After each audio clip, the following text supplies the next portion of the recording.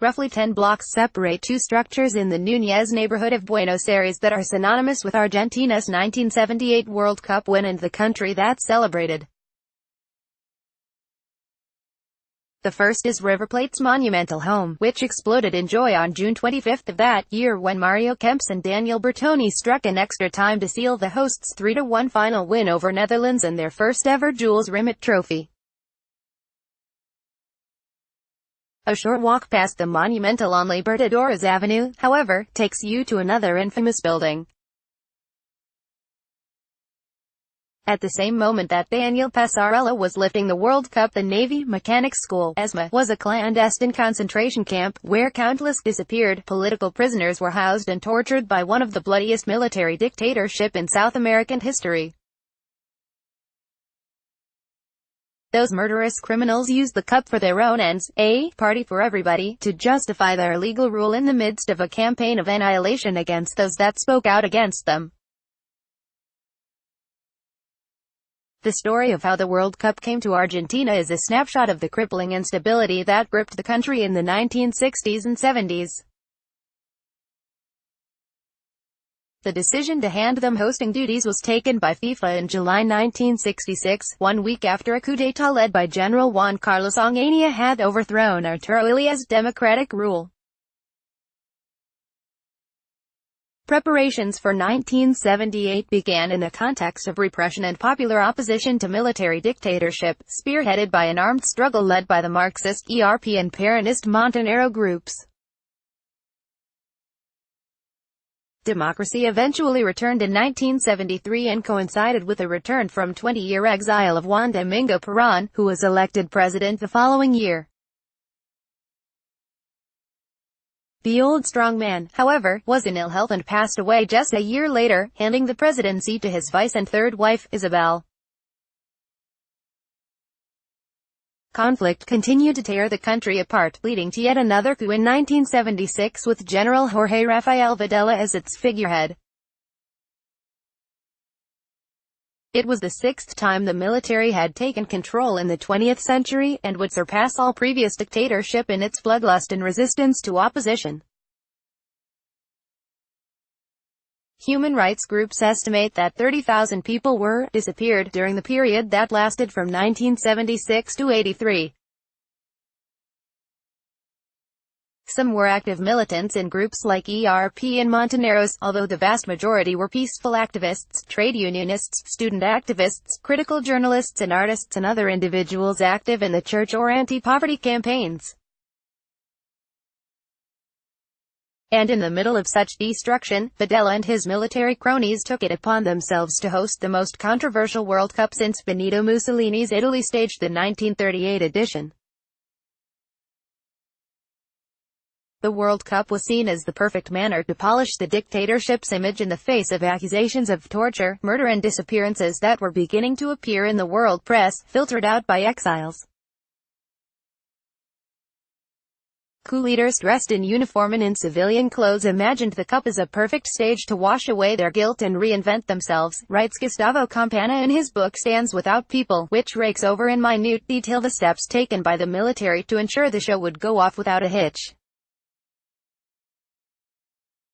That included the playing side, of course. In a bid to stop the exodus of talent to Europe, 66 top players were forbidden from accepting an overseas transfer, a list handpicked by coach Cesar Luis Menotti. Ultimately, Mario Kempes of Valencia was the only foreign-based player among the 22-man Argentina squad at the World Cup.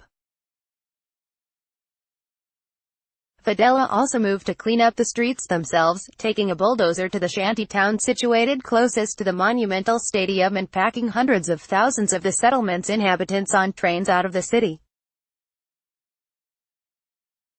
Even famous musical talents were cowed into submission in order to collaborate. In his autobiography, musician and writer Jorge Schussheim recalls his work during 1978 at the head of one of Buenos Aires' top advertising agencies, where he was called upon to design some of the World Cup's advertising, eventually settling on a quasi-fascist production titled, Argentina, My Love. Later, performing in a cabaret show, he ran into Emilio Massera, pictured below, left with Videla, Navy chief and head of the ESMA concentration camp. Great stuff, Argentina, my love. Massera told him. I'm glad we have got Schussheim back. At that, the writer continues, I realized the true meaning of that phrase and the fact that the Copo D2DCAPI, boss of all bosses, knew who I was, at 5 a.m. on our way back. I literally pissed myself in the car. We can only ask for forgiveness, says winning goalkeeper Ubaldo Filal. Exactly 40 years after lifting the trophy, Filal returned to the Monumental, this time in the company of Graciela Palacio de Lois and Angela Paulin de Boitano. The initiative is the brainchild of Papelitos, a project that this year compiled 78 stories on that infamous tournament. Lois' 24-year-old husband Ricardo disappeared on May 29, 1976 together with Boitano's son Miguel, 22. A year later her daughter Adriana would also vanish at the hands of the dictatorship. I think we still have time to make amends.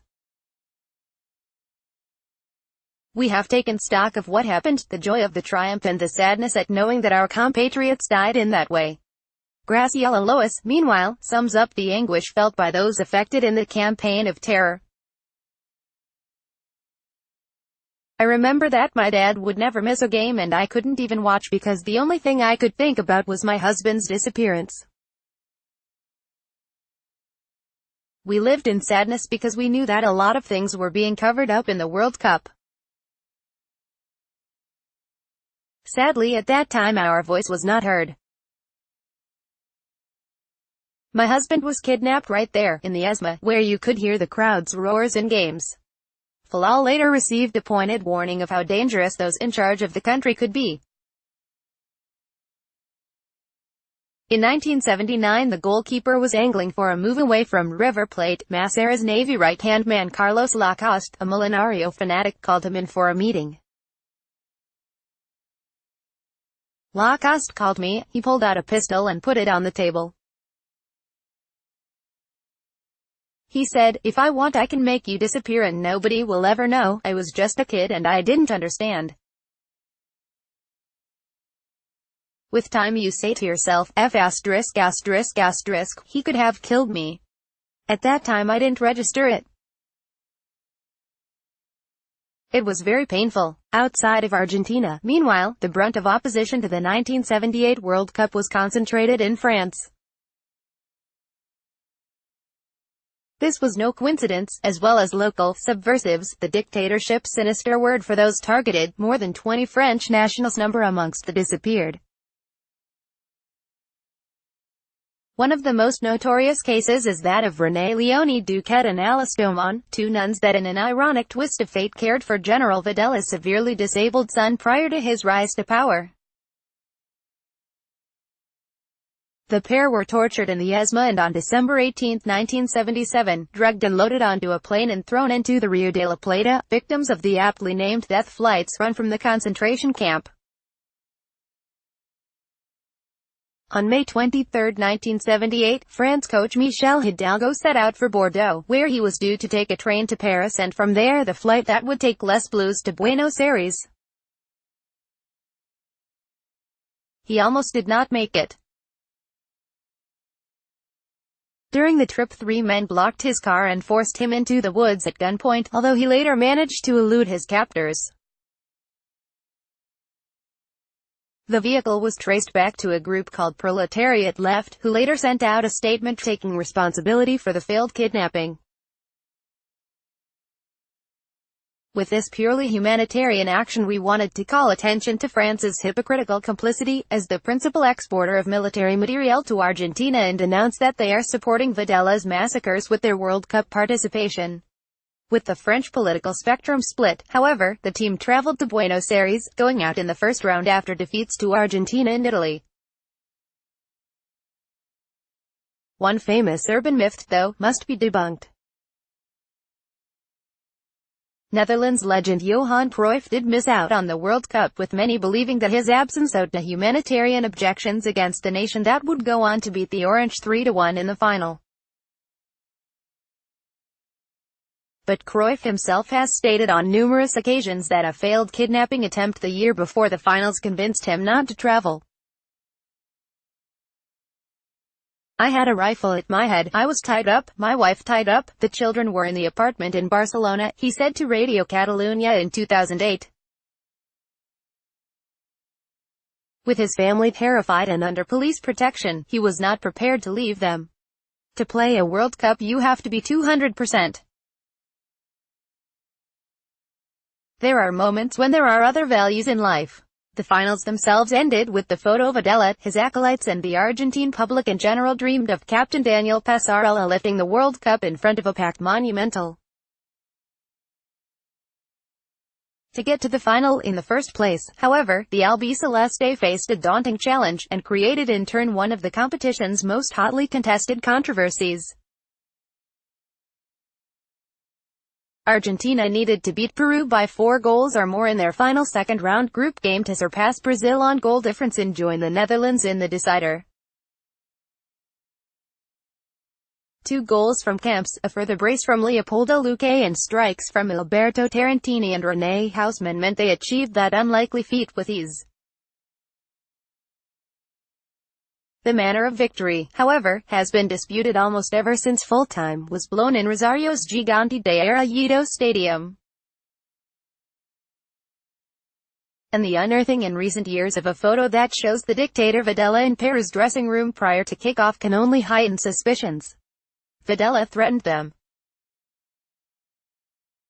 "Something happened and it seems that some money changed hands," claimed Francisco Morales Bermudez, Peru's own military dictator at the time of the World Cup in a 2014 interview with El Comercio. In 2017 Morales Bermudez was sentenced to life in prison in absentia by an Italian court for crimes against humanity, in a case that laid bare collaboration between South American military governments under the wing of the United States to eradicate political opposition, the so-called Operation Condor. Former Peru player Juan Carlos Oblitas concurs with the effect of Videla's visit. "His presence in the dressing room was terrible. Some of the younger players stopped changing to listen to him." His 1978 teammate Hector Trumpetaz paints a similar story. "He stood in front of us and gave a speech on what he called Latin American brotherhood and wished us luck. Videla was frightening," he said in a 1988 interview. "Illicit actions leave no receipts," Campana points out in his book, leaving the question of whether Peru were cowed or bribed into submission by the junta an enduring mystery even to this day. Ultimately all Videla's machinations and the glory of the World Cup was not enough. Videla himself was ousted in an internal power struggle in 1981, while the dictatorship would collapse just 2 years later with the return of democracy. The former strongman died in prison in 2013 after being convicted on multiple charges of kidnapping, murder and crimes against humanity. But the legacy of that World Cup, held in an atmosphere of death and fear, continues to divide the Argentine public 4 decades after Passarella lifted the trophy.